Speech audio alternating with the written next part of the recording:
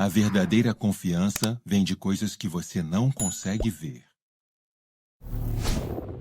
Rambo 2, diz a voz no rádio do general de brigada Jumper, referindo-se a ele com seu código de chamada. Seu grupo 180, 40 quilômetros, aproximando-se rapidamente. Contato de radar no celeiro, responde Rambo 2, relatando que localizou o grupo inimigo no próprio radar. General com uma estrela, John Jumper era um experiente piloto de F-15 com milhares de horas de voo e mais de 1000 horas de combate. Por todos os critérios, era um dos melhores. Nascido em Paris, no estado americano do Texas, tivera uma carreira exemplar. Voara em todo tipo de aeronave da Força Aérea dos Estados Unidos, desde aviões de carga até caças a jato. Detentor de condecorações e distinções, comandante de seu próprio regimento de combate, ele era a personificação do que significa ser um piloto de combate, inteligente e confiante. Mas, naquele dia, a reação de Jumper não correspondeu à situação que enfrentava. A 40 quilômetros, era de se esperar que disparasse ou fizesse algum outro movimento ofensivo. Temendo que Jumper estivesse sintonizado com algum contato errado em seu radar, a capitã Lori Robinson repetiu calmamente o que conseguia ver a quilômetros de distância. Rambo 2, confirme contato radar. Seu grupo agora 190, 36 quilômetros. Como controladora de artilharia aérea, observando a ação em sua tela de radar em um centro de comando e controle próximo, a missão de Lori Robinson era direcionar o piloto para a aeronave inimiga, a fim de que pudesse usar suas armas para interceptá-la e destruí-la. Ao contrário do controle de tráfego aéreo, cuja missão é manter os voos separados uns dos outros, o controlador de armas tem de fazer os aviões se aproximarem. Somente ele tem a visão geral na tela do radar, pois o sistema de navegação do piloto mostra apenas o que está diretamente à frente da aeronave. A capitã Robinson, no entanto, entendia sua missão como algo maior do que apenas olhar para o radar. Algo mais profundo do que somente ser os olhos e os ouvidos de pilotos que estavam voando de encontro ao perigo a 2.400 km por hora. Ela sabia por que seu trabalho era importante. E se considerava responsável por abrir caminho para os pilotos, cuidando para que fossem capazes de realizar seu trabalho, para que pudessem seguir em frente com suas aeronaves com maior confiança.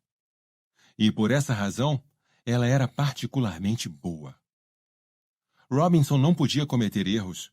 Se cometesse, perderia a confiança dos pilotos e, pior, eles perderiam a confiança em si mesmos. Como é possível ver, é a confiança que faz pilotos de combate serem tão bons em seu trabalho. Então, aconteceu. A capitã Robinson percebeu na calma que havia na voz de Jumper que ele não tinha noção da ameaça que se aproximava. Em um dia de céu sem nuvens, 6.000 metros acima da areia do deserto, um alarme soou com estardalhaço no ultramoderno caça de 25 milhões de dólares de Rambo 2. Ele ergueu os olhos de sua tela de radar e viu o inimigo o enquadrando. Vire à direita! Vire à direita! Gritou ela em seu rádio. Em 9 de outubro de 1988, o general de brigada John P. Jumper foi morto. A capitã Robinson esperou. Houve uma calma estranha. Não passou muito tempo e Jumper adentrou na sala de avaliação na base aérea de Nellis. Você me fez ser morto! Gritou para ela. Situada no deserto de Nevada, Nellis é a sede da Air Force Fighters Weapons School, a escola da Força Aérea dos Estados Unidos para pilotos de caça. E naquele dia, o general John Jumper havia sido diretamente atingido por um míssil de outro jato da Força Aérea que fazia o papel de um combatente inimigo. Senhor, não foi culpa minha, respondeu calmamente a capitã Robinson. Cheque o vídeo e verá. O general Jumper, então comandante do 57º Grupo, formado pela Força Aérea dos Estados Unidos e ex-instrutor em Nellis, tinha como rotina avaliar cada detalhe de toda a missão de treinamento na qual voava. Os pilotos costumavam aprender com base em seus exercícios gravados. O vídeo revelou que o erro de fato fora dele e não da capitã Robinson. Era um erro clássico. Ele havia se esquecido de que fazia parte de uma equipe e que o que o possibilitava ser tão bom em seu trabalho não era apenas sua habilidade. Jumper era um dos melhores porque havia outros que zelavam por ele. Uma infraestrutura sólida de pessoas que ele não podia ver. Sem dúvida, o General Jumper tinha recebido o melhor equipamento, a melhor tecnologia e o melhor treinamento que o dinheiro pode comprar. Mas foram os mecânicos, os professores, colegas pilotos, a cultura da Força Aérea e a Capitã Robinson que lhe garantiram poder confiar em si mesmo para fazer o trabalho. O General Jumper se esqueceu de por que ele era tão bom e, em uma fração de segundo, tomou uma decisão que lhe custara a vida. Mas é para isso que serve o treinamento e as simulações, para aprender essas lições. Cerca de 16 anos depois dessa lição aprendida sobre o deserto de Nevada, o General Jumper chegara a uma posição de maior relevância. General de 4 estrelas reformado, serviu como chefe do Estado-Maior da Força Aérea de 2001 a 2005, o mais alto posto da Força Aérea, responsável pela organização, pelo treinamento e pelo equipamento de cerca de 700 mil pessoas no serviço ativo, na guarda, na reserva e nas forças civis que servem nos Estados Unidos e no exterior.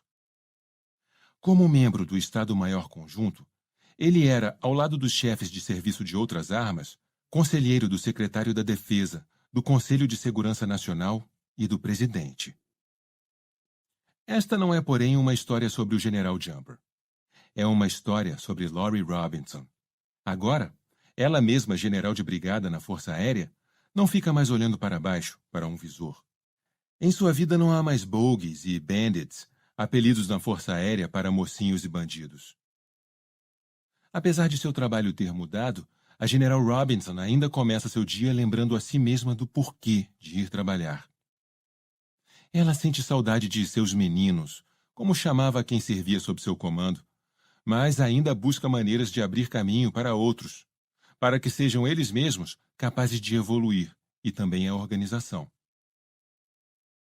O tempo de pensar em si mesmo passou.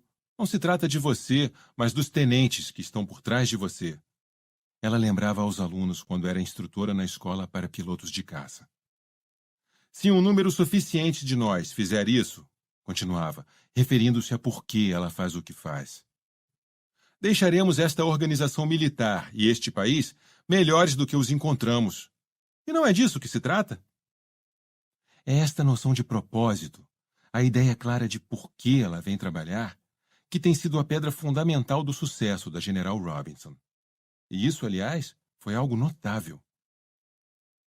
O fato de ela trabalhar duro para abrir caminho para outros de modo que pudessem, com confiança, evoluir e alcançar posições maiores e melhores, inspirou outros a, por sua vez, abrirem caminho a General Robinson para fazer exatamente o mesmo.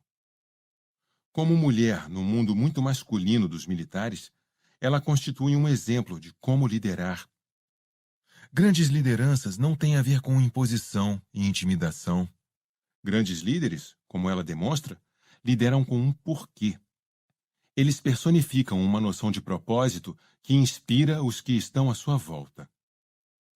Confiava-se tanto na General Robinson como controladora de armas que não era incomum pilotos solicitarem que fosse ela a controlar seu treinamento. O maior elogio para mim era quando as pessoas diziam: "Quando eu for para a guerra, quero que Lori esteja no rádio", diz ela. Ela é a primeira mulher na história da Força Aérea dos Estados Unidos a comandar o 52º Grupo de Controle do Ar, na base Tinker, um dos maiores grupos no comando do combate aéreo. O grupo que usa as aeronaves AWACS de controle no ar. Esquadrão de Boeings 707 com enormes discos de radar rotativos no topo. Ela é a primeira comandante de um regimento de combate que não saiu das fileiras de pilotos. Foi também a primeira instrutora mulher a ensinar na Air Force Fighters Weapons School, onde a Força Aérea Americana treina todos os seus Top Guns, os pilotos de elite.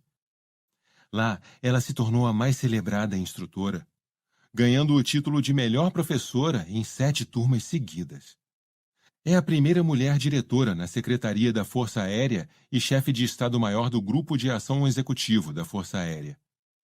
Em 2000, O presidente do Estado-Maior Conjunto disse, referindo-se a General Robinson, então ainda capitã, que ela havia influenciado de forma excepcional suas ideias sobre o poder aéreo.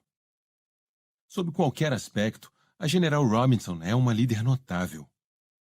Algumas pessoas, quando em posições de gerenciamento, agem como se estivessem em uma árvore repleta de macacos.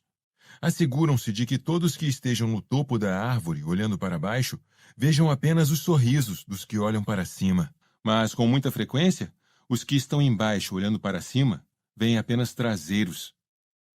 Grandes líderes, como a General Robinson, são respeitados tanto por quem está em cima quanto por quem está embaixo. Os que estão sob seu comando confiam de forma tácita nela, porque sabem que ela tem o compromisso de zelar por eles. Não há nada que você possa fazer que eu não possa corrigir, costumava-se ouvi-la dizer aos alunos na escola para pilotos de caça. E aqueles aos quais ela se reporta demonstram ter notável deferência em relação a ela. Não sei como ela consegue dar conta nem da metade das coisas que faz, dizem os que a conhecem. E o mais importante é que isso é dito com um sorriso e com respeito. A habilidade da General Robinson para a liderança desenvolveu-se não porque ela é a mais inteligente ou a mais simpática. Ela é uma grande líder porque compreende que ganhar a confiança de uma organização não passa por tentar impressionar todo mundo, passa por se dispor a servir aqueles que a servem. É essa confiança invisível que dá a um líder os seguidores de que precisa para que as coisas sejam feitas. E no caso de Laurie Robinson, as coisas são feitas. Usei militares como exemplo porque isso exagera a questão. A confiança importa. A confiança vem de ser parte de uma cultura ou organização com um conjunto de valores e crenças comuns. A confiança é mantida quando os valores e as crenças são ativamente gerenciados. Se as companhias não trabalharem de forma ativa para manter seu círculo dourado em equilíbrio, clareza, disciplina e consistência, a confiança começa a desmoronar. Uma companhia, na verdade qualquer organização, tem que trabalhar ativamente para lembrar a todos por que existe, por que foi fundada, em primeiro lugar, em que acredita. Ela precisa tornar todos na companhia responsáveis pelos valores e pelos princípios que lhes servem de guia. Não basta apenas escrevê-los na parede. Isso é uma atitude passiva. Bônus e incentivos devem orbitar em torno deles. A companhia tem que servir aqueles que ela quer que a sirvam. Quando há equilíbrio, os que se encaixam bem na companhia podem confiar que todos estão a bordo pelas mesmas razões. É também a única forma pela qual cada indivíduo no sistema pode confiar que os outros estão agindo para deixar a organização melhor do que era quando a encontraram, para citar novamente a General Robinson. Essa é a raiz da paixão. A paixão vem de você sentir que é parte de algo em que acredita, algo maior do que você mesmo. Se as pessoas não confiarem que a companhia está organizada de modo a fazer avançar o porquê, a paixão se dilui. Sem uma confiança gerenciada, as pessoas vão se preocupar basicamente consigo mesmas. Esta é a raiz de políticas de escritório. Pessoas agindo em benefício próprio, muitas vezes à custa de outros, até da companhia.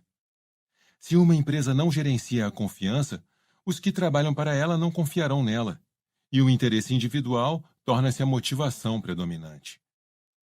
Isso pode ser bom no curto prazo, mas com o tempo, a organização ficará cada vez mais fraca. Herb Kelleher, o visionário por trás da Southwest Airlines, compreendeu isso mais do que a maioria.